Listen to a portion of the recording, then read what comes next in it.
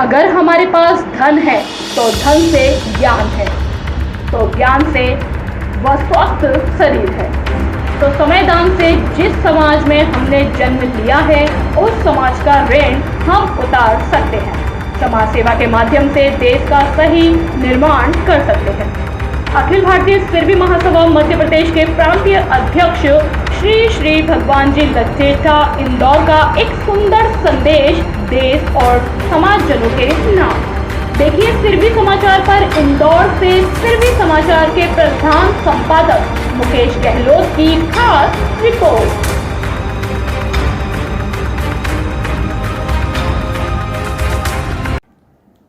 नमस्कार।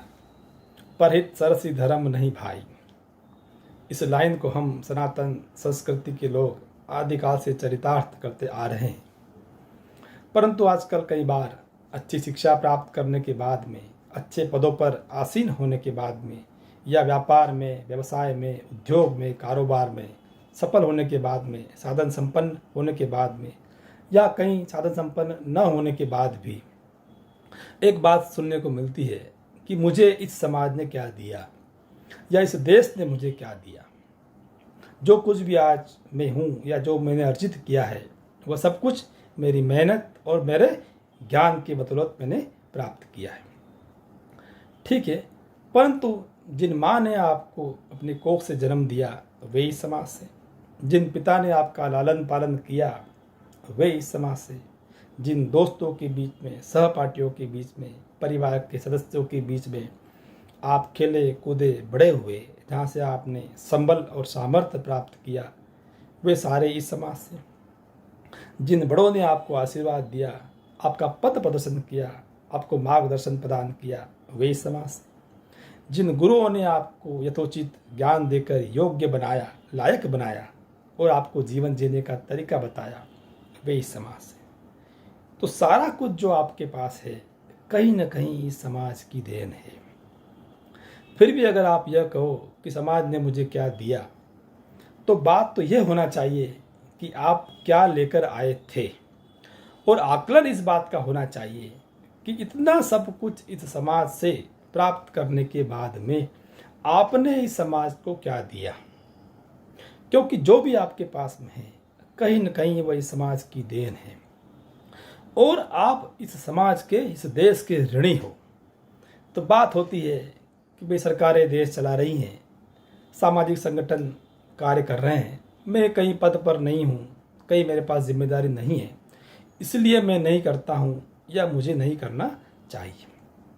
ठीक है, आज हर समाज में कई प्रकार के संगठन कार्य कर रहे हैं, चाहे शिक्षा के क्षेत्र में हो, धर्म के क्षेत्र में हो, संस्कार, संस्कृति, चिकित्सा, समाज उत्थान, कई प्रकार की संस्थाएं हर समाज में कार्य कर रही हैं। उन संस्थाओं में कार्य करने वाले लोगों के मन में एक विशेष पीड़ा समाज के लिए, देश के लिए होती है।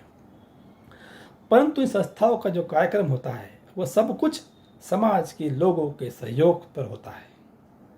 हमारे सहयोग से ये संस्थाएं चलती है, और उन संस्थाओं में सहयोग करने के लिए आपको किसी पद पर होने की आवश्यकता नहीं है। यदि आपके पास धन है, आप साधन संपन्न हैं, तो उस धन का कुछ हिस्सा जो आपको उचित लगे, जो आपका सामर्थ्य हो, आपको उन संस्थाओं में देना चाहिए। यदि आपके पास धन नहीं है, अच्छी शिक्षा है, ज्ञान आपके पास में है, तो उस ज्ञान का उपयोग भी आपको संस्थाओं के माध्यम से या संस्थाओं के बाहर भी जो कम ज्ञानवान लोग हैं उनका मार्गदर्शन करने के लिए, उनका पथ प्रदर्शन करने के लिए करना चाहिए।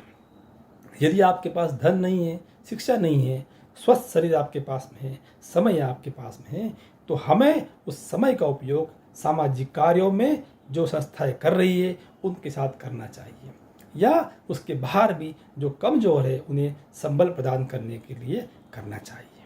तो इस प्रकार सामाजिक संस्थाओं को सहयोग करके या समाज के लोगों का सहयोग करके आप आपका जो सामाजिक ऋण है उसे उतार सकते हैं। और इस प्रकार न केवल हम सुंदर समाज का निर्माण करते हैं, परंतु इसी कार्यों से हम एक श्रेष्ठ देश का निर्माण करने की ओर भी कदम बढ़ाते हैं। तो हमें इन संस्थाओं में, परोपकार के कार्यों में सहयोग न करने के बहाने ढूंढने के बजाय परोपकार करने के, कमजोरों को सहयोग प्रदान करने के, मार्गदर्शन करने के, इन संस्थाओं में यथोचित सहयोग करने के तरीकों पर विचार करना चाहिए। इसी प्रकार हम सब मिलकर एक सुंदर और श्रेष्ठ देश का निर्माण कर सकते हैं। नमस्कार।